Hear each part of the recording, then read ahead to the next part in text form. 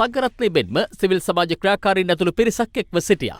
දැන් තියෙන්නේ මොකක්ද දැන් මේ පොතට කරන අවසාන තීරණයේ හැටියට අපේ නිර්දේශ ඉදිරිපත් කරන තැන සාකච්ඡා කරන්න. ඒකේ තියෙනවා මම හිතන් හිටියේ දවස් 3ක් යනකම් නාන්න හොඳ නැහැ කියලා. අපේ අම්මා නම් මේ කාලෙදි කියලා වෙනසක් නැහැ හැමදාම නාන්න කියනවා. අනික යන්නේක සාමාන්‍ය දෙයක් කියලාත් කිව්වනේ ඒවල් යට කලිසමේ පැල්ලමක් වගේ ගෑවිලා තියෙන්නේ. හරි? දැන් මං කියන්නේ මේ 7 පන්තියේ පිරිමි ළමයි ගෑනු ළමයි දෙගොල්ලෝ මේ ගෑනු ළමයට ගෞරවයක් අත් වෙන්නේ මොකද්ද මෙතනින්? ඒ පිරිමි ළමයට මේක ඉගෙනගෙන තියෙන ලබා ගන්න තියෙන වටිනාකම මොකද? මේ මොකද මෙතනදී මේ ජරාව කතා කරාට කමන්නේ. නමුත් මේක ගෙනිහිල්ලා කොහොමද මේ ඉස්කෝලේ පන්තියේ පිරිමි ළමයි ඉස්සරහා ගෑනු ළමයින්ට කියවන්නේ? නෑ මේක සාමාන්‍යයෙන් වෙන වැඩක් නේ හාමුදුරනේ. මේක මොකද්ද තියෙන ගැටලුව මේකේ? නෑ සාමාන්‍ය 6 ශ්‍රේණිය පන්ති කාමරය අලුත් දේශපාලන සංස්කෘතියක සංවාදාත්මක පෙළගැස්ම මේ රටේ සමහරක් හාමුදුරුවරුන්ට හොඳින් යටින් ඉරැකඳ ගන්න සමහරක් හැම හාමුදුරු නමක් ගැන නෙමෙයි මම මේ කතා කරන්නේ මහා සංඝයා වහන්සේලා බුදුදහම වෙනුවෙන් ඉතාමත්ම ධාර්මික ජීවිත ගත කරන පැවිදි උතුමන්ලාට මගේ নমස්කාරයේ ගෞරවය හැමදාමත් මම පුද කරනවා. නමුත් සමහරක් හාමුදුරුවරුන්ට රට ඇතුලේ තියෙන හැම කොටහලු මගුලටම ඇඟිල්ල ගහන්නම ඕනේ. එහෙම ඇඟිල්ල ගැහුවේ නැත්තම් ඒ අයට නිවන් යන්න බෑ. ඒ අයට බුදුදහම තුල ධාර්මික ජීවිතයක් ගත කරලා Tamanගේ මේ බෞද්ධ ජනතාවට බුදුබණ පදයක් කියලා ධර්ම සාකච්ඡාවක් කරලා නිවන් ලබන්න බෑ. Tamanට අදාළම නැති ශ්‍රේෂ්ඨයකට ගිහිල්ලා ඇඟිල්ලක් ගහනවා. අපි දැක්කනේ මොකක්ද මේ රටේ සිදු වුණේ අධ්‍යාපන ප්‍රතිසංස්කරණය හඳුන්වා දීමත් සමගම 6 ශ්‍රේණියේ පෙළ පොතේ තිබුණු එක වෙබ්සයිට් එකක ඒ ලින්ක් එකක් හේතු කරගෙන 6 ශ්‍රේණියේ ඒ පටන් ගන්නට තිබුණු අධ්‍යාපන ප්‍රතිසංස්කරණය වසරකින් ආපස්සට දැම්මා. ඒත් එක්කම දැන් මේ හාමුදුරුවෝ කතා කරනවා කාන්තාවකට ගෞරව කරන්නේ කොහොමද, කාන්තාවට නිඳා වෙනවා ලැජ්ජ වෙනවා කියලා සෞඛ්‍ය ප්‍රශ්නයක් ගැන සරලව කතා කරනකොට නමුත් මේ රටේ කහකට දාරින් පිට කොන්දක් නැති අවජාතක දේශපාලන පක්ෂ වෙනුවෙන් කඩේ ගිය කහකට දාරින් මොන්න තරම් අසභ්‍ය වචන අපේ රටේ අගමැතිතුමියට කියලා මේ එක ලින්ක් එකක් හේතු කරගෙන මුළු අධ්‍යාපන ප්‍රතිසංස්කරණයම 6 ශ්‍රේණියේ කාබාසිනිය කරලා දැම්ම. අවසානයේදී සංඝ සමුළු වෙනකන් ඒ ප්‍රශ්නේ අරගෙන ගිහිල්ලා ගිහියන් විසින් තමන්ව ප්‍රතික්ෂේප වෙන තැනටම ඒ අයපත් වුණා. දැන් මොකද්ද මේ සිද්ධ වෙන්නේ? හාමුදුරුවන්ට මේක මහ ජරාවක්. මොකද හාමුදුරුවෝ ගෙවන්නේ පැවිදි ජීවිතයක්. හාමුදුරුවන් ගිහියෙක් නෙමෙයි. ඒතකොට මේ රටේ ගිහියන් හැටියට ජීවත් වෙන ස්ත්‍රී සහ පුරුෂ දෙපාර්ශවයේම මේ සෞඛ්‍ය තත්ත්වයන් සාමාන්‍ය ජීවිතයේ තවත් එක දෙයක් හැටියට දකින තැනට ඒ අයගේ අධ්‍යාපනය, ඒ අයගේ සිතීමේ හැකියාව, ඒ අයගේ මනස දියුණු කරන්නට ඕනි. මීට වඩා කුණු හරප මේ ප්‍රධාන මාධ්‍යන්වල සමාජ මාධ්‍යන්වල ඕනෑ තරම් ප්‍රචාරය වෙනවා. හාමුදුරුවරු කවමදාවත් ඒ කිසිම දෙයක් වෙනුවෙන් ඉදිරිපත් උනේ නෑ. අපි දකිනවා TikTok එකේ පැය ගණන් කුණුහරුප ඕන තරම් කියනවා.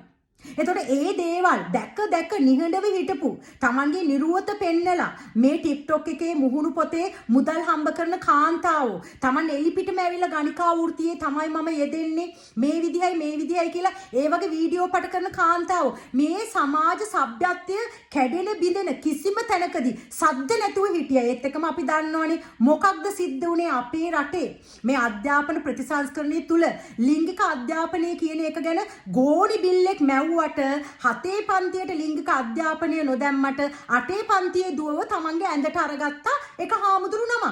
ඉතින් ඒ වගේ අසික්කිත තැනක ඉඳලා තමයි අපිට දැන් මේ දේවල් ගැන කතා කරන්නට වෙලා තියෙන්නේ. මේ රටේ කාන්තාවගේ සනීප ආරක්ෂාව සම්බන්ධව කතා කරන්නට, ඒ ගැන තීන්දුව తీරන ගන්නට මේ සිවුරක් දාගත්ත පැවිදි උතුමන් වහන්සේ කෙනෙක් මුල් වෙන්න ඕනේද?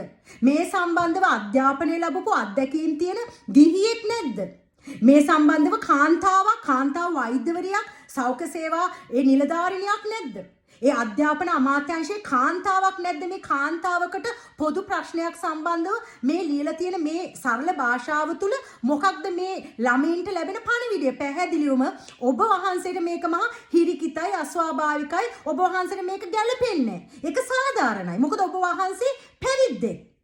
නමුත් ගිහියන්ට ලිංගික ජීවිතයක් තියෙනවා. එතකොට මේ 7 පන්තිය 8 පන්තිය කියලා කියන්නේ තමන්ගේ ඒ ශාරීරිය ගැන, තමන්ගේ විරුද්ධ ලිංගිකයාගේ ශාරීරිය ගැන මේ කියනා වූ සියලු කරුණු කාරණා ගැන යම් ආකාරයක කුතුහලයක් තියෙන කාලයක්. එතකොට නිවැරදි ලිංගික අධ්‍යාපනයක් මේ වගේ සරල භාෂාවකින් ලබා දීම තුල ළමයින් තමන්ට නොසුදුසු ස්ථානවලින් නුසුදුසු පුද්ගලයන්ගේ නුසුදුසු මාධ්‍ය භාවිතා කරලා ලිංගික අධ්‍යාපනයක් ලබා ගන්නට උත්සාහ කරන්නේ.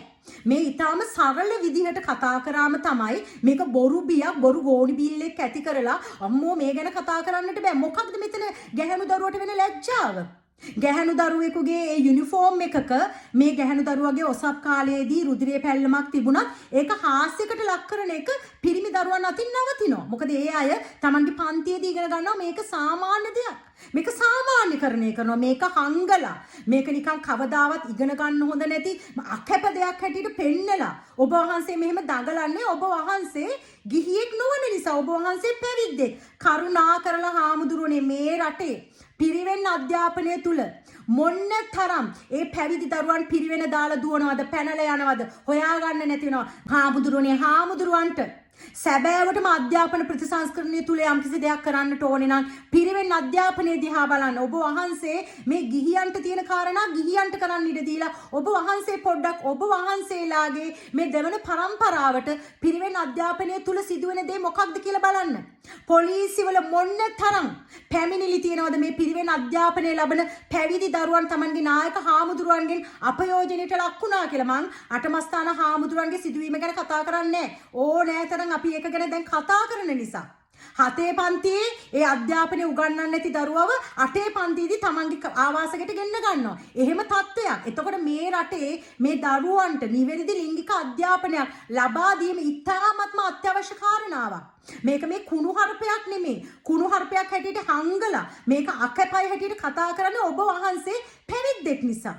ඔබ වහන්සේට දැනෙන සිතුවිල්ල නෙමෙයි රාගය ගැන හෝ ශරීරය ගැන හෝ විරුද්ධ ලිංගිකයා ගැන හෝ ගිහියාට දැනෙන්නේ. ඒතකොට මේ සාමාන්‍ය ලෙස සෞඛ්‍ය තත්ත්වයක් හැටියට අපි මේ ගැන කතා කරන්නට ඕනේ. මේකේ මේ කිසිම හිරිකිතයක් දැනෙන වාක්‍ය පේලියක් එතන නෑ. ඔබ වහන්සේ නැති ගෝණි බිල්ලෝ නැති ප්‍රශ්න හදන්න එපා. ඔබ වහන්සේට අවශ්‍යම නම් අධ්‍යාපන ප්‍රතිසංස්කරණයට මැදිහත් වෙන්න ඔබ වහන්සේගේ දෙවෙනි පරපුර හැදෙන පිරිවෙන් අධ්‍යාපනය දිහා බලන්න. පිරිවෙන් තියෙනවා බොහොමයක් නාම මාත්‍රිකව අධ්‍යාපන දෙපාර්තමේන්තුවේ ඒ Taman ලියාපදිංචි වුණු Tamanට විදුහල්පති වැටුප ලබා ගන්න ඕන නිසා කරන මගටි. ඒත් එක්කම නොයෙකුත් ආකාරයේ සම්බන්ධකම් තියෙන හාමුදුරුවරුන්ට ගුරුපත් වීම දීලා කිසිම සුදුසුකමක් නැතුව පිරිවෙන් වලට ඒ අයව ගුරුවරු හැටියට බඳවා ගන්නවා. මේ හැම තැනකම තියෙනවා ලිංගික අල්ලස්. ඒත් එක්කම බොහොමයක් පිරිවෙන් වලින් ළමින් අතුරුදහන් වෙනවා. නැවත ඒ ළමයි එන්නේ නැහැ. මේ රටේ පිරිවෙන් අධ්‍යාපන ප්‍රතිසංස්කරණයේදී කාන්තා හා ළමා අධිකාරියේ විමර්ශනයට භාජනයේ විය යුතුයි කියනකොට හාමුදුරුවරු දැක්කනේ මොනතරම් ඒට විරුද්ධ වුණාද කියලා. ඒ නිසා හාමුදුරනේ හාමුදුරුවන්ට මහාචාර පට්ටමක් තියෙනවා. ඔබ වහන්සේ පළවෙනියට ඔබ වහන්සේගේ දෙවෙනි පරම්පරාව ඔබ වහන්සේට පැවිද්දෙක් හැටියට පැවිදි දරුවන්ගේ අත්දැකීම් බොහොම සමානුපාතිකයි. ඒ දේවල් සම්බන්ධව ඔබ වහන්සේ හොයා බලන්න. හොයා බලන්න පිරිවෙන් අධ්‍යාපනය තුල ඉන්නේ සුදුසු ගුරුවරුද? කුමන පදනමක් යටතේද මේ නායක හාමුදුරුවරු විදුහල්පති හාමුදුරුවරු මේ ගුරු හාමුදුරුවන්ව ගෙන්ව ගත්තේ? මේ පිරිවෙන් වල ඇත්තටම ඒ නාම ලේඛනයේ ඉන්න තරමට ළමයින් ඉන්නවද? නැත්නම් නාම මාත්‍රිකව විතරක් ඉන්න ළමයිද? ඒ හිටපු ළමයින්ට මොකද උනේ? මේ ළමයින්ගේ ළමා අපයෝජන සම්බන්ධව පොලිසියේ තියෙන පැමිණිලි වලට ඒ වගකිව යුතු ඒ ලොකු හාමුදුරුවන්ට මොකද්ද සිද්ධ වුනේ?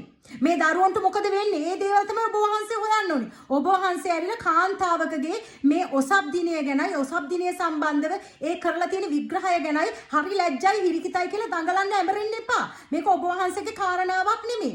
ඇත්තටම අධ්‍යාපන ප්‍රතිසංස්කරණයට හැම පාර්ශවයකම අය සම්බන්ධ කරගත යුතුයි කියන එක අපි දන්නවා. නමුත් කාන්තාවකගේ ඔසප් වීම සහ ඒ සම්බන්ධව තිබෙනා වූ සනීප ආරක්ෂාව සම්බන්ධව මේ හාමුදුරුවරු මේ තරමට ඇඟිල්ල ගහන්නේ මොන අමාරුවක්ද මේ? හාමුදුරුවරු හැටියට මේ රටේ සංස්කෘතියට දායකත්වයක් දෙන්නට උවමනා නම් මේ කොඳුනාරටියක් නැති අවජාතක දේශපාලන පක්ෂවලට කඩේ යන්නේ නැතුව බුදුදහමේ බුදුන් වහන්සේ දේශනා කරපු ඒ බුදුදහම කියන ඒ ෆිලොසොෆි එක ඇතුලේ බුදුදහම කියලා කියන්නේ නිකන් ආගමක් නෙමෙයි.